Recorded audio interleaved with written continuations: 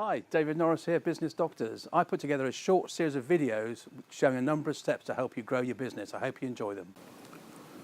So the next step is, this is about making it happen now. The previous 7, 8 steps are really about putting the process in place, thinking about your business differently. The next 2 or 3 points are really about translating that into action and actually making something change in the company. And a sales plan is an obvious thing to have, again, and we've talked about defining a most valuable customer.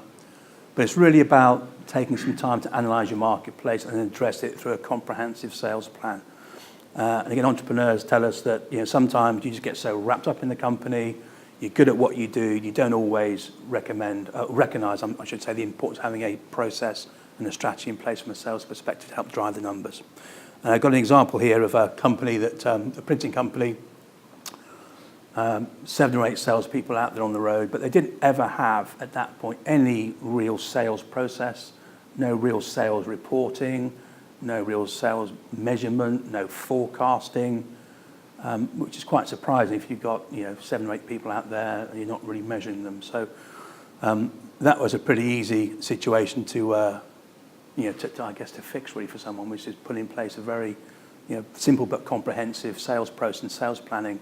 Gave them targets, gave them forecasts, segmented the territory for them, gave them some focus. And as a result of that, they enjoyed a significant uplift in turnover and profit.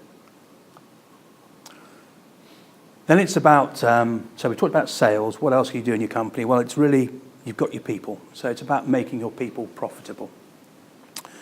And what I mean by that really is making sure that we communicate our strategy in the right way to our employees.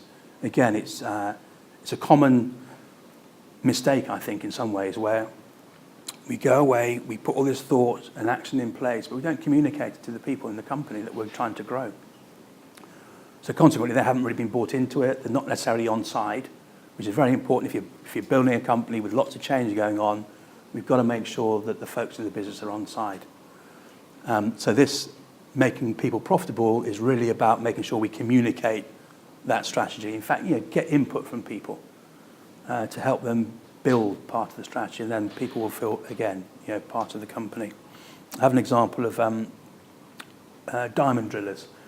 If you know what diamond drillers are, it's a filthy job. It's people drilling holes, basically with a diamond bit in concrete with water and filth everywhere.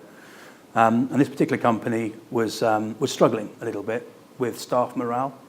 So got all these guys into a staff engagement day with the customer to ask their opinion about what they felt about the business, what their challenges were, what they'd like to change if they could, a little bit about where the business was going in terms of a strategy. And it became clear that there were 2 or 3 things there which really irritated and were a big problem for the guys out there doing the work, which are very, very, very simple and easy to fix.